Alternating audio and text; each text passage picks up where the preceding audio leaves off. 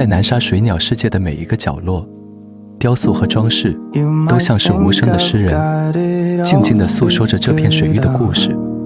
它们以各种姿态，或优雅，或灵动，或神秘，与周围的自然环境和谐共存，构成了一幅幅生动的画面。To work on all my problems, but I keep on falling down. 小红书